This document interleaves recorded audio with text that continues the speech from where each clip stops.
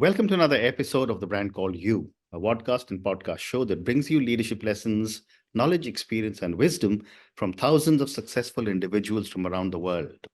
I'm your host, Ashutosh Garg, and today I'm privileged to welcome a very accomplished and well-known and a very tall leader from the world of advertising and marketing from Munich, Germany, Mr. Martin Karaffa. Martin, welcome to the show. Thank you very much, Ashutosh. I'm really pleased to be here. Thank you. Martin is the decoder of culture for global brands and organizations, and he has worked on some of the most iconic brands in the world when he was working with J. Walter Thompson, BBDO, and others. And he's worked on brands like Diageo, City Financial, Ford, Jaguar, Kellogg, Nestle KitKat, Unilever Dove, Magnum, Tresemme, and Sunsilk, Mercedes-Benz, United Nations, and many, many more. So, Martin, before we talk branding, tell me about your own journey in brief.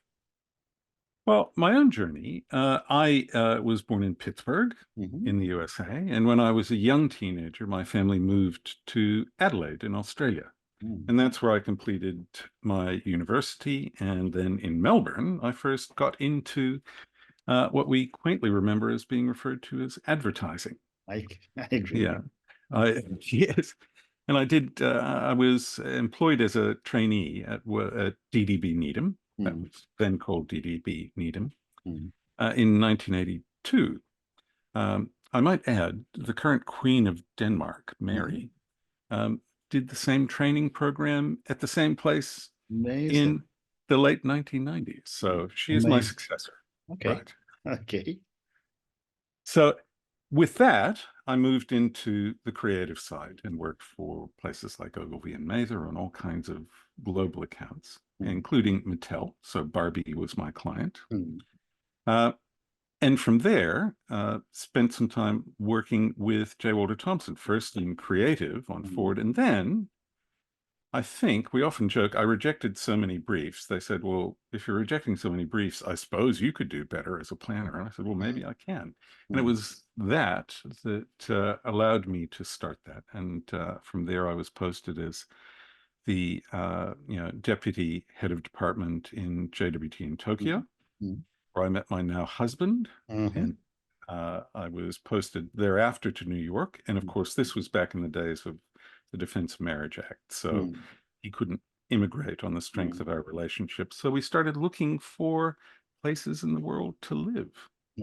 And the job that brought me to Germany, a place where we could live together on the strength of our relationships, was the director of international planning, effectively global planning director for BBDO on the Mercedes-Benz business around the world and all the other Daimler clients. Right. Fascinating. And after that, about 4 years ago, 3 or 4 years ago, I lose track, I set up my own consultancy, and I work now with an organization in Helsinki called The Culture Factor, which is one of the world's leading organizations for cultural dynamics. Fascinating. Thank you. And before we talk branding strategy and culture, when I was reading about you, I was fascinated to read about the amazing work you did for KitKat, for which you received several awards. Tell me a little bit about this work. Well, one of the first things I will say about it, it's not my work alone, right? The team in Tokyo, extraordinary, not just on the agency side, but also on the client side. And to name all of the names involved would risk offending some who would be left out. So I'll just say that the team, both in the agency and client side, were extraordinary. Yes. And what happened was, this is the early 2000s. We, JWT, which had been aligned with KitKat around the world, won the business in Japan, which was a bit of a coup. They had been with Hakuhodo before. And one of the things that we wanted to do was to break out of, we'll be using the word break a bit on the subject of KitKat here in a minute. Yeah. Break out from the kind of origin advertising that they'd done before.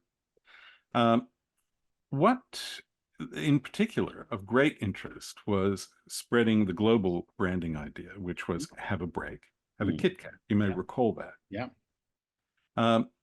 So we did some research into how Japanese people take a break with the idea that we can say, oh no, KitKat is perfect for this break. And it was an astonishing thing. We gave people disposable cameras because it was still 2002. And we said, okay, go away. For 1 week, take a picture of every time you take a break. Make a note whether it's a good break or a bad break. And then come back into a focus group and we'll discuss that when you get the pictures developed. And we discovered that this KitKat break, where you're kind of bored at work, you take a little break with a KitKat, your mind wanders, and there's something magical and wonderful that happens. And then you go back to normal life. Our Japanese audience hated that kind of break. Okay. Japanese workers, people in Japan, stay tense during short breaks. You know, you have a cigarette or a coffee and you fuel your addiction, and then you go back to work because we're always, you know, I later discovered that there were a number of different cultural dimensions, as Professor Hofstadter would call them, that contributed to that. One is always future tripping, worried about the future. That's long-term orientation, for example. And so we discovered that really, when Japanese people take a break and have a little treat, it's at the end of the day. I'm finished, now I can go, huh. And usage and attitude studies showed, yeah, that's when most Japanese people have a chocolate. So understanding that was very important. Yeah. That you're always about, you know, you have a break only after you've achieved something, put down your tools. And there's also a great deal of anxiety about it too. I'm taking a break. Is there something I need to worry about? No. So part of if we have a target audience of young women, part of what we had to look at is what stresses them out. What are they worried about for the future? And so the Japanese, what's called the Juken system, where you have great exams that determine your entrance to university, is an incredible stressor. And the words, as has been now etched into legend, the word kito katsuto means something akin to you must succeed or you must surely win. Wow. Right. So we did that and planted KitKat in places where these students were studying, and it became a good luck charm. And that, and the rest is history. Nice. In particular, what we did was, well, not me, those who followed me at JWT in Tokyo, put together a special packaging for KitKat in a box, which allowed you to send it to people. You wrote a message of wishing people good luck. And on the other side was an address, and it was sold in the post office, which gave an extra 20,000 distribution points. Yeah. So what they eventually did, now they had to build a second factory because Japan is the largest market in the world for KitKat. Wow. Wow. What an amazing story. And I'm sure many cases have been written about this already. Oh, yes. It was astonishing. And I was really privileged to be there at the beginning. Amazing. Thank you for sharing this. Have a break is different in Japan. That's what started me on the journey of analyzing culture for global brands. Yeah, fantastic. And that your response gives me a segue to my next question. You know, when you work on global brands, what are some of the key cultural challenges that a marketer needs to be aware of or wary of? Well, when we look at marketers, I'm glad you asked the question, you know, not what does marketing need to be aware of? What does the marketer need to be aware of? And your own cultural, I won't call them biases, but we all have cultural instincts. I think this is good, this is bad, right? One of the things that marketers for global brands tend to be is, as Professor Hofstadter would call it, very individualistic. not what he would call collective, and I would rather use the word communitarian. And as it turns out, we know test after test after test of materials shows the importance of having human contact in a piece of marketing material. And that's not just a 30-second ad, that's a billboard, that's everything. Yeah. People in communitarian, collective cultures are turned on by other people. In my culture, the United States, Australia, highly individualistic. I can look at a car and say, oh, wow, I like that sheet metal, right? In other cultures, everyone will say, oh, yeah, but who's driving it? Who's it for? So what does it do versus who's it for? And remembering people is the biggest challenge. And understanding the way people, when you depict them, understanding the way that people interact appropriately. When I first arrived in Germany to work on a very prominent automotive business, a colleague said, well, if we want to use the same material around the world, and there's a pretty good reason to do that, because cars are difficult to shoot and make look beautiful and all that. If we want to use the same material around the world, all we need to do is make sure there are no people in the ads. Then, nobody's looking at a stranger, odd people. So no people, no problem. And it took me quite a while to convince everyone that no people was precisely the problem. You don't have an indication of the social context, usually from the kind of people who are interacting around a product in the narrative, then you really, really don't connect. So that I think is not so much a cultural problem for brands and their audiences. It's a cultural problem for brands and their management. Well said. And based on all the work that you've done, Martin, what are some of the cultural elements that are often overlooked when it comes to a global brand? Well, I've just shared one. Okay. Right? When I think about it, the cultural elements are numerous. Numerous. For example, how fast do I want gratification? That's one of the things that cultural dynamics measures. Is your audience a long-term optimizer like Japan, one of the longest-term optimizer deferred gratification cultures on the planet, versus a short-term gratifier? And we shouldn't stigmatize short-term gratification. It's an important thing. So cultures like Latin America are very much more, I don't care if it's perfect, but it's more important for me to have it now. Because, in Latin America, mood, emotional state is far more important. In Latin America, we don't swallow our emotions. So that's one of the things, and it shows up in all kinds of things. Like, for example, brand architecture. If you say, I'm going to hold out for the absolute optimum result, then you expect brands to give you a wider range of options. If you're looking for the optimum result, rather than just saying, oh no, I know what I want and I'm going to go there now, then the splash page of a website has to have more options. So that's just one simple thing. And there's so many that we could talk about. Yeah. Well said. Well said. But there's also a question, and I remember from my marketing days, integrating local culture into a global brand identity, yet retaining the basic values of the brand. I'd love to get your perspective on this. Well, the global brand identity, and again, I could almost quiz you on what you mean when you use the word global brand identity, is pretty simple. Let's say, for example, BMW is sporting driving performance and Mercedes-Benz is much more about comfort. And again, that is a gross oversimplification. Right. And both brands will, if you take their marketing teams, will become very indignant that I said that. Because, of course, my BMW is comfortable and my Mercedes-Benz is sporty.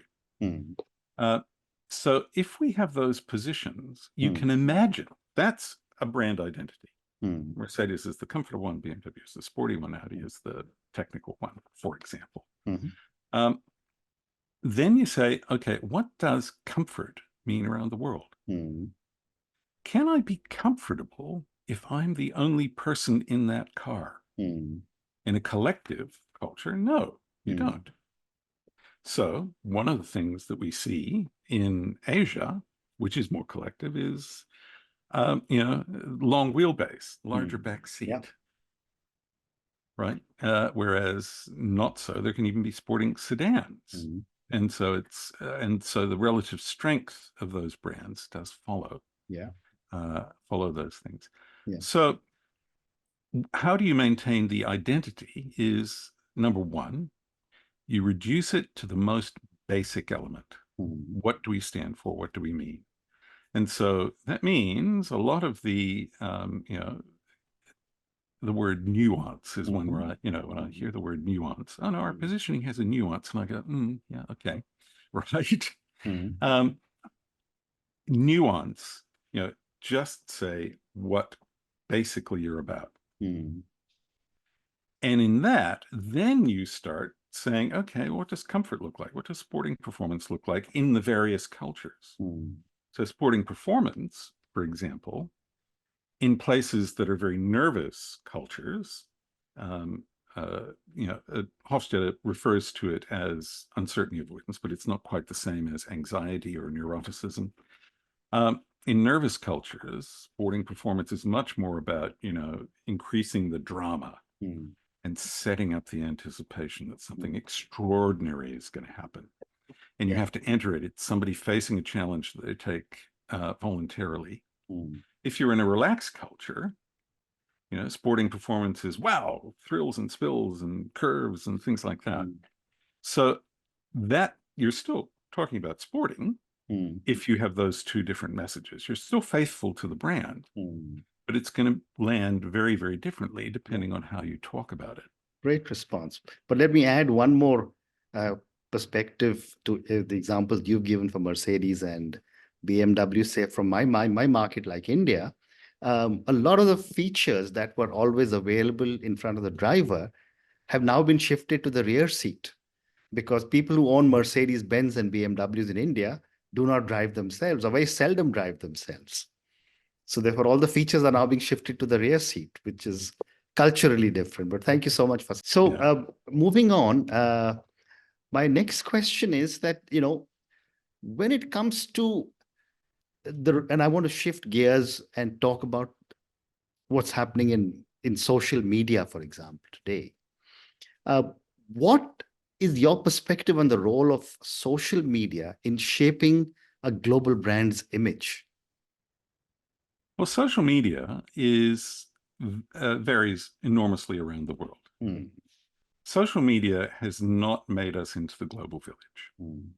And in fact, Professor Marieke de Mooy, who's one of the experts on consumer behavior and culture using Hofstede's 6-dimension model, has done a study on this. And she has said, no, quite the contrary.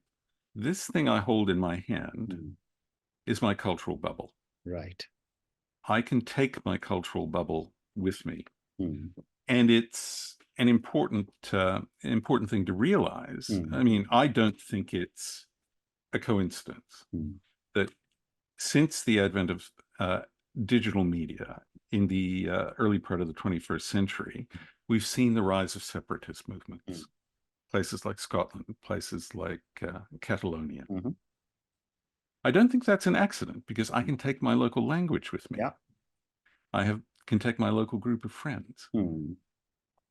So we don't see digital media homogenizing us. That's the first thing to remember. The second thing to remember is that if we have, if part of the task of a brand of any kind, global or local, is to make sure that in the moment you make a decision, that the brand is recallable from your long-term memory. And that's the basis of all the Ehrenberg-Bass How Brands Grow movement. Then we know that those messages, that memory in the back of your head, not in the frontal lobes, which is fleeting and ephemeral. But that memory in the back of your head is anchored in emotions. If it doesn't have an emotional anchor, then it goes to the back. Right. And we've seen, if we look at a lot of the public surveys on digital behavior across the world, we can see that collective countries, for example, use social media much more for comfort, if you want to call it that, Right. to interact with people. And that means that Facebook is disproportionately popular. Yeah. TikTok is disproportionately popular as well in collective cultures, and it's also disproportionately popular in nervous cultures because TikTok is a distraction. Yeah. It's a way of blowing off steam. On the other hand, in our long-term oriented individualistic cultures, much more about Instagram, where everything's perfect. You're showing things to other people as opposed to interacting with them. So Instagram is much more popular. LinkedIn is much more popular too, because that's all about, self-improvement and long-term thinking. Yeah. So in a digital age, that culture is extremely important in the management, in the management of all of that. Even use of color. The University of Washington Digital Culture Lab has done studies looking at how much color is in a website. And they did their work on websites all of 10 years ago. They found that color in collective cultures is much more important. Yeah.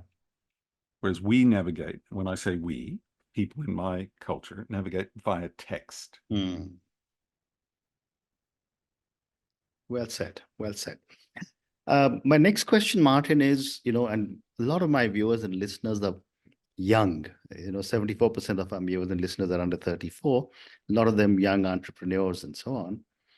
Therefore, my question to you is that what would your advice be to brands looking to expand globally or beyond their own shores for the first time?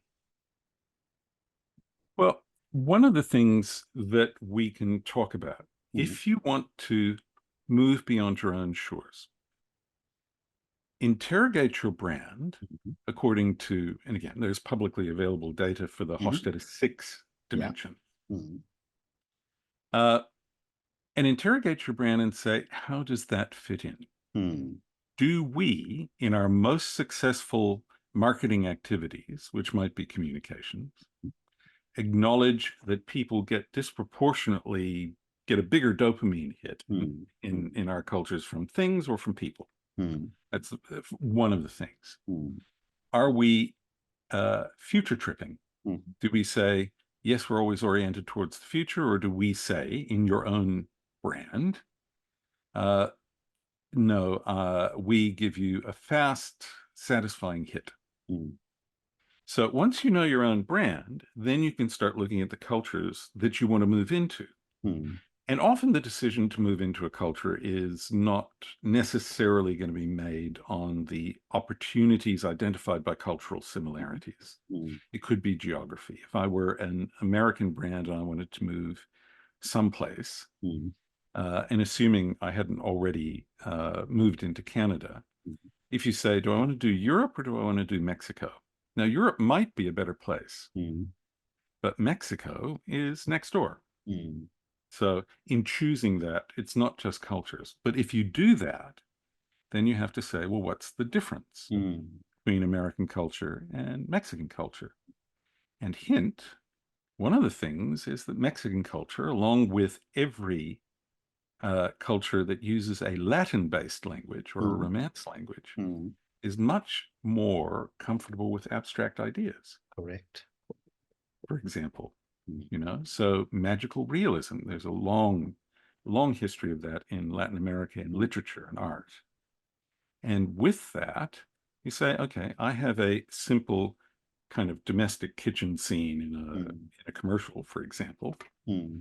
Maybe a little bit of magic needs to happen. Maybe I can get away with more computer graphics in Latin America, which we know for a fact. We look at that and we see that the performance scores for for materials which contain some kind of computer graphic that explains something abstract, Right. much, much higher than they are in places like Asia, for example, where you're looking at what does it do for the, how does it help me fit into the social fabric?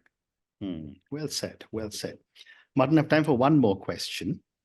And I want you to now look at your crystal ball and your marketing advertising crystal ball. And for my viewers and listeners, tell us what are some of the key trends brands should be aware of when it comes to global marketing communications moving forward?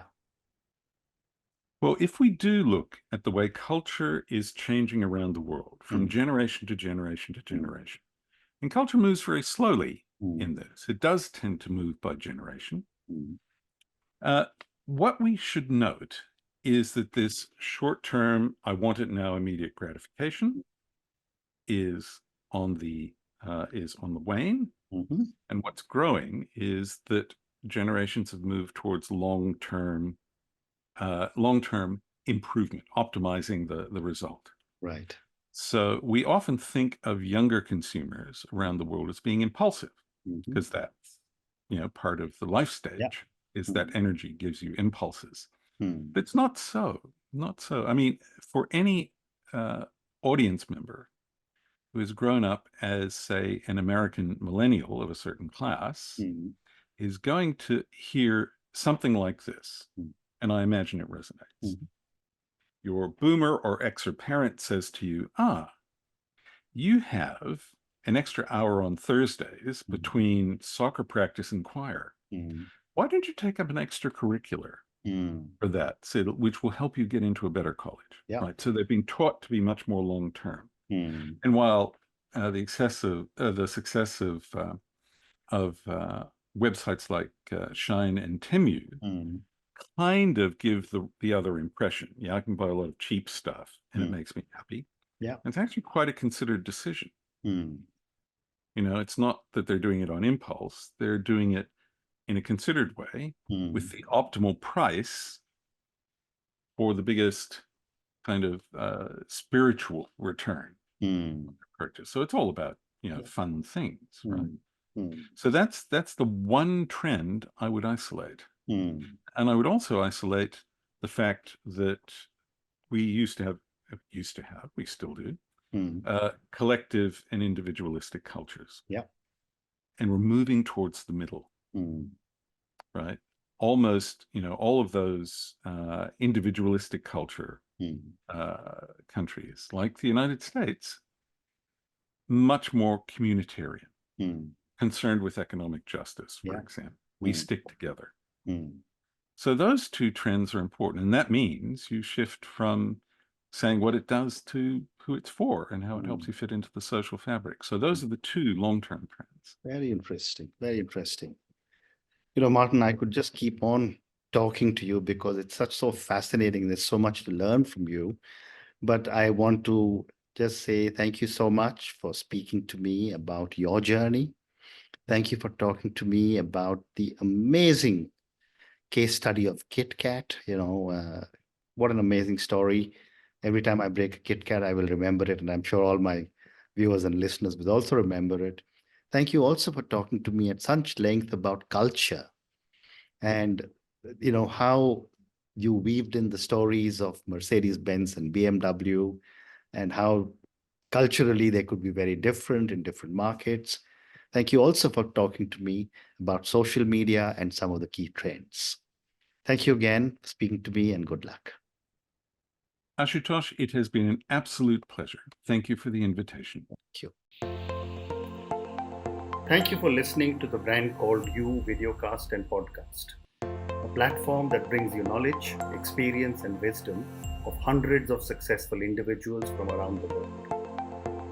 Do visit our website www.tbcy.in to watch and listen to the stories of many more individuals.